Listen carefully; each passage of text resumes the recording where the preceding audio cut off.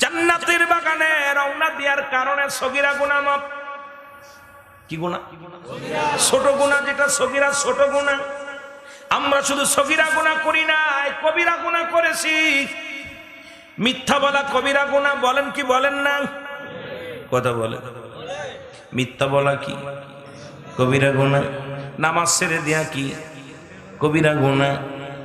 কথা বলেন না কেন? নামাজ ছেড়ে দেয়া কি কবিরা গুনাহ? বেগানা মহিলার সঙ্গে দেখা দেয়া কবিরা গুনাহ, বেগানা পুরুষের সঙ্গে দেখা দেয়া কবিরা গুনাহ। এ মুসলমান শোনো, যাদের সঙ্গে বিয়ে করা জায়েজ তাদের সঙ্গে বিয়ে দেওয়া, তাদের সঙ্গে দেখা করা হারাম। যাদের সঙ্গে বিয়ে করা হারাম তাদের সঙ্গে দেখা দেয়া জায়েজ। এখন অসংখ্য মহিলারা আছে, আজকে অনেক মা বোনেরা জান্নাতের বাগানে আছেন। সর্বশেষ বক্তা যেহেতু চারিদিকে ওয়াজ ঘোরানো লাগবে, দাদু ভাইয়েরা গভীর মনোযোগ শুনলাম। সুতরাং এই কবিরা গুনাহগুলো মাফের দরকার আছে কি না?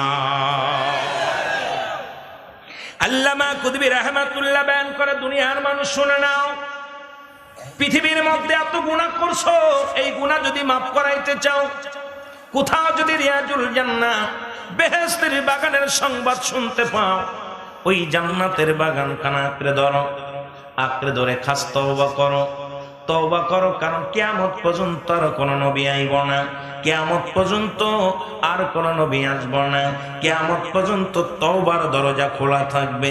তওবা করে যে ব্যক্তি কবরের ভয়, জাহান্নামের ভয়, মরণের কথা চিন্তা করে যে ব্যক্তি খাস তওবা করে আল্লাহ বলে ডাক দেয়, আমার আল্লাহ দরিয়া দরিয়া গুনাহগুলো মাফ করে দেয়। জোরে বলো মারহাবা। আর একটু জোরে বলো আল্লাহু আকবার। যেহেতু মানুষের মৃত্যু হয় দুইটা টাইমে, একটা রাতের বেলা, একটা দিনের বেলা। ও মুসলমান, পৃথিবীর মধ্যে আসার সিরিয়াল আছে, যার কোনো সিরিয়াল নাই। দেখা যায় সন্তানের লাশ বাবার কাঁধে, বাবা লাশ সন্তানের কাঁধে, ভাইয়ের লাশ ভাইয়ের কাঁধে। এই দুনিয়া থেকে বিদায় হয়ে যাব,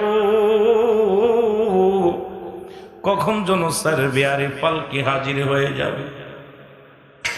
আমার ভাইয়েরা, আমার বন্ধুরা, আমার এই পৃথিবীর মধ্যে লাশ বহনকারীর গাড়ি জানে বাবা লাশটা কত ভারী, সন্তানের লাশ কত ভারী, ভাইয়ের লাশ কত ভারী।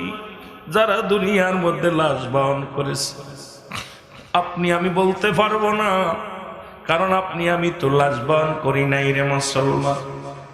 ওই ভাই জানে ভাইয়ের লাশ কত ভারী, বাবা জানে সন্তানের লাশ কত ভারী, সন্তান জানে বাবার লাশ কত ভারী।